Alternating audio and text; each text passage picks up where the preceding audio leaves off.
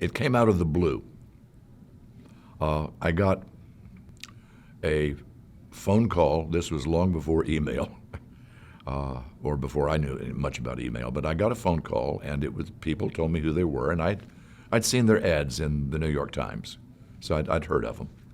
And they said, "Would you mind if we came down and took a tape in one of your classes because you've been recommended to us as a teacher?" I said, "Sure, I don't mind."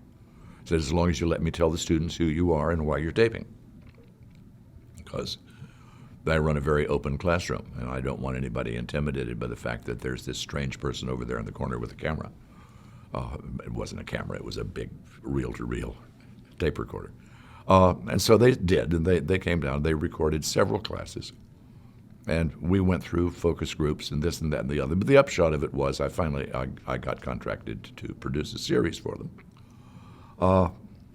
Very well-run organization, very, very smart when it comes to the merchandising end of it as well, I must say.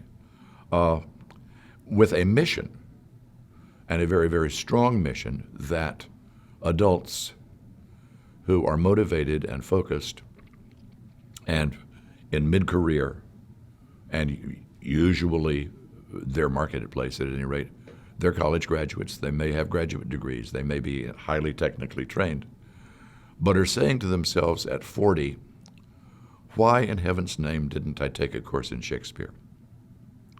Why in the world didn't I take at least one course in music appreciation? Why on earth didn't I take a philosophy course? And the teaching company is saying, now's your chance. No pretense of college credit, no pretense of taking exams, no pretense of enhancing your teaching certificate or whatever. It's just for your own growth, your own development, your own benefit. That's what they're committed to.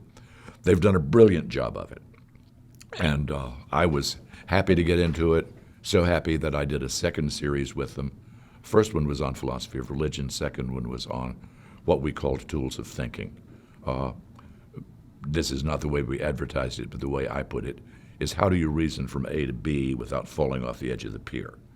And I got a wonderful comment on that in an email from a Superior Court judge in California who said these tapes ought to be required in the first year of every law school in the United States because it's just that practical.